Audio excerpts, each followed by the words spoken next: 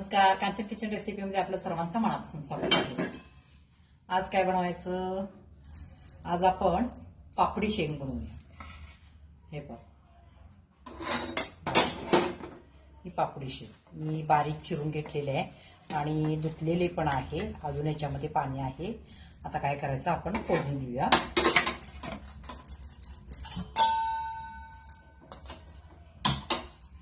एक 2 कांदे घेतलेले आहेत. कांदा जेवढा घालेल तेवढी शेंग एकदम अति उत्कृष्ट लागते बघा. आता याच्यामध्ये काय करूया, आपण तेल घालूया. पापडी शेंगला थोडंसं तेल जास्त लागतं, म्हणजे शेंग चांगली लागते.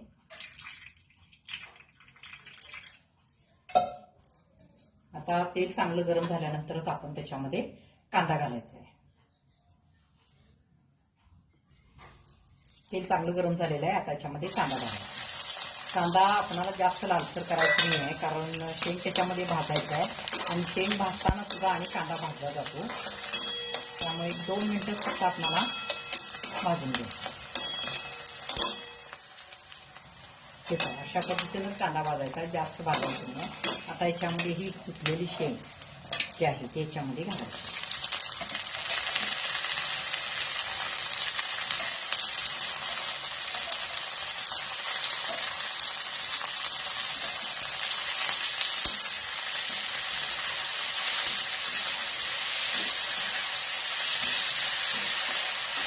आता शेंग चांगली भाजून घ्यायची.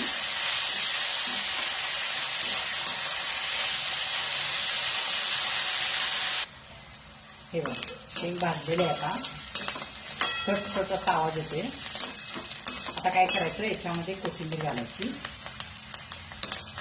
आणि कोथिंबीर पण याच्यामध्ये चांगली भाजायची, म्हणजे शेंगला टेस्ट फास्ट आहे.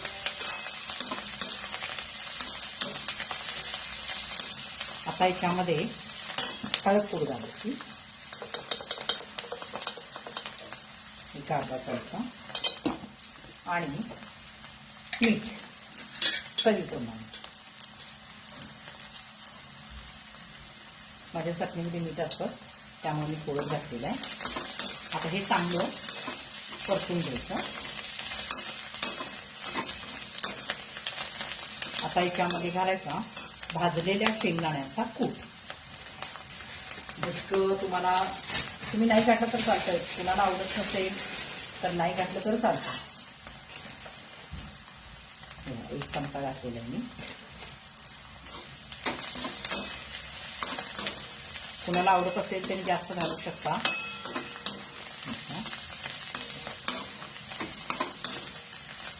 आता याच्यामध्ये मसाला चटणी घालायची. ती थोडीशी तिखटच करा, म्हणजे तिखट छान लागते. शेवटी तुमच्या आवडीप्रमाणे.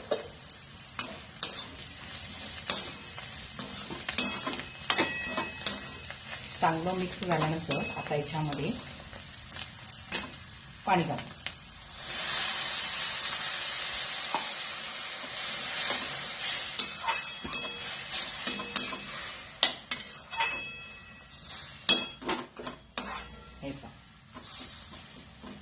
आणि गॅस मोठाच ठेवायचा, म्हणजे यातलं पाणी आटतं आणि गॅस मोठा ठेवल्यामुळं पाण्याचं प्रमाण कमी लागतं आणि शेंग चांगली शिजली जाते आणि चवीला उत्कृष्ट लागते.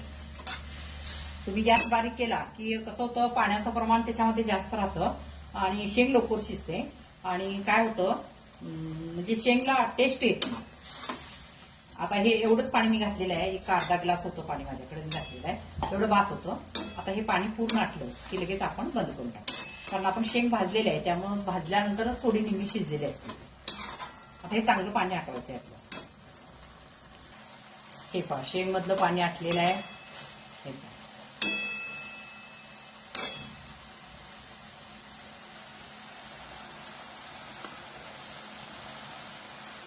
कलर बघा शेंगचा कसा आहे तसा. कट पण छान आलेला आहे. बाजरीची भाकरी किंवा आपली ज्वारीची शिळी भाकरी असते त्याच्याबरोबर एकदम मस्त लागते. भाजी तयार झालेली आहे. आता मी गॅस बंद करते आणि एक काय करायचं, 5 मिनिटांनी मग याच्यावर झाकण ठेवायचं, म्हणजे शेंगचा कलर आहे तसा राहतो. मी तुम्हाला सांगितलं होतं की शेंगमध्ये प्रथम भाजल्यानंतर हळद पूड आणि मीठ हे प्रमाण प्रथम घालायचं. म्हणजे आधी कोथिंबीर भाजल्यानंतर मग हळद आणि मीठ ह्याचं प्रमाण घालायचं आणि शेंगला कमीत कमी 1 मिनिट चांगलं हलवायचं. म्हणजे कसं होतं, टेस्ट त्याला छान येते. करून बघा तुम्ही. काही जण काय करतात, शेंग टाकली की मग लगेच थोडं भाजल्यागत करतात, लगेच त्याच्यामध्ये चटणी, मीठ, शेंगदाण्याचा कूट सगळं एकदम टाकत जातात. त्यामुळे कसं होतं, चवीमध्ये थोडासा फरक पडतो. पण तुम्ही अशा पद्धतीने जर केलात तर बघा, टेस्ट बघा शेंगची कशी होते. जे खाणार नाहीत ते सुद्धा शेंग खातील. तर तुम्ही मला वाटतं अजून लाईक सबस्क्राईब केलेलं नाही आहे. चला लाईक करा, सबस्क्राईब करा, शेअर करा. धन्यवाद. आणि पुढचा व्हिडिओ माझा 5 किलो मटणाचा आहे, कारण 5 किलो मटणाची माझी ऑर्डर आहे आज. ते मी आज व्हिडिओ म्हणजे जमलं तर, कारण ऑर्डर तशा आला कसं आता 5 किलोची आली, पुन्हा आणि काही येऊ शकते. त्यामुळे एखाद्या वेळेस टाकलं नाही टाकलं, पण मी प्रयत्न करेन की म्हणजे काही जणांच्या घरी मटणाचं प्रमाण कसं असतं, एक किलोचं करतात, अर्धा किलो करतात, पाव किलो करतात, पण एकदम 3-4 किलो मटण घरात पाहुणे आले करायचं आहे म्हटलं की काही जणांना असं गडबड गोंधळ होतो. पण गडबड गोंधळ न करता ते 5 किलो मटणाचं म्हणजे कसं बनवायचं, किंवा त्याला नारळ किती लागतात, त्याला कांदा किती लागतो, हे सगळं मी तुम्हाला सांगेन. आणि चुलीवर करणार आहे. चुलीवर माझं म्हणजे कसं आहे, माझं केटरिंगचा व्यवसाय असल्यामुळे माझ्या चुलीवर सगळ्यात जास्त करून स्वयंपाक असतो. मग भाकरी पण आहे चुलीवरच्या, चपाती पण आहे, भात पण आहे, सगळं जेवण आहे. पण मी आज तुम्हाला 5 किलो मटणाची रेसिपी पुढची आता टाकणार आहे. तर चला मग, धन्यवाद.